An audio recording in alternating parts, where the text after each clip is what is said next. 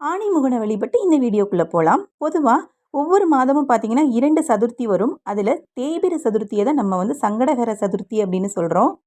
நமக்கு வரக்கூடிய சங்கடங்களை எல்லாம் அகற்றுபவன் விநாயகன். ஒவ்வொரு மாதமும் சங்கடகர சதுர்த்தி வழிபாட்டை நம்ம விடாமல் தவறாமல் கடைபிடிச்சோம்னா நமக்கு விநாயகன் நமக்கு நல்வழி கொடுப்பாரு. சங்கடகர சதுர்த்திக்கு தான் பூஜைக்காக சுண்டல் தாளிக்கலான்னு ரெடி பண்ணிகிட்ருக்கேன்.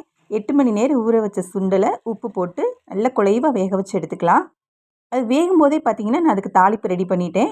இஞ்சி, பச்சை மிளகாய், கருவேப்பிலை, மல்லித்தலை எல்லாமே போட்டு நல்லா சூப்பராக வதக்கியாச்சு. சுண்டலும் கரெக்டாக வெந்து வந்துருச்சு. இப்போ நம்ம என்ன செய்ய போகிறோம்னா தேங்காய் திருகினது அதில் போட்டு நம்ம தாளிப்பு ரெடி பண்ணி வச்சுருக்கோம் இல்லையா, அதெல்லாம் அதில் போட்டுடலாம். நான் கொஞ்சம் பருப்பு பொடியும் போட்டுருவேன் அந்த எண்ணெயிலேயே.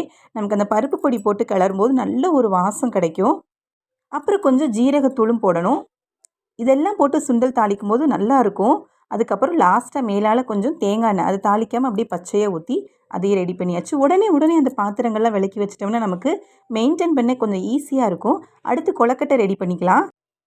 விநாயகருக்கு ரொம்பவே பிடிச்ச பிடி கொழுக்கட்டை தான். பச்சரிசி மாவோட நான் பாசி பருப்பு வறுத்து வச்சுருக்கேன். அதோட எள்ளு வறுத்தது, தேங்காய் சின்ன சின்னதாக நறுக்குனது, இதெல்லாம் போட்டுட்டு தேவையான அளவு வெள்ளைப்பாகு எடுத்து இந்த மாவில் ஊற்றி பிசையணும். அதிலே கொஞ்சம் வெள்ளைப்பாகுலேயே கொஞ்சம் ஏலக்காய் தூளும் போட்டு நல்லா கொதி வந்ததும் இந்த மாவில் போடணும். நமக்கு நெய் தேவைப்பட்டால் ஊற்றிக்கலாம்.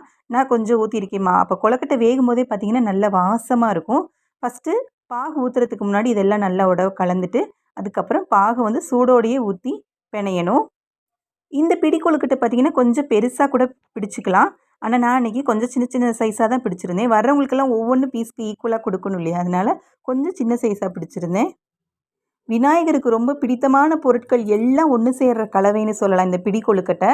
அரிசி மாவு, மண்டை வெல்லம், எள்ளு, தேங்காய், இந்த மாதிரி ஐட்டங்கள் எல்லாமே அதில் இருக்கிறனால, அதுவும் பருப்பு எல்லாம் போட்டிருக்கோம் இல்லையா, விநாயகருக்கு ரொம்ப ரொம்ப பிடிச்சமான ஒரு நெய்வேத்தியம் அப்படின்னு சொல்லலாம்.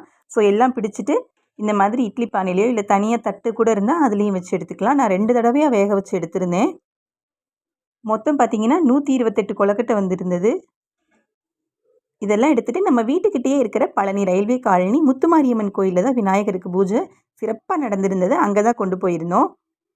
நீங்களும் உங்களால் முடிஞ்சது ஏதாவது இந்த மாதிரி கோயில்களுக்கு போய் நிவேத்தியம் கொடுத்து பாருங்களேன், ரொம்ப நல்லாயிருக்கும். ஆடி மாதம் வந்தாலே பார்த்திங்கன்னா நமக்கு ஒரே பண்டிகைகள் அப்புறம் விசேஷங்களாக வந்துகிட்டே இருக்கும். ரொம்பவே மனசுக்கும் சந்தோஷமாக இருக்கும்.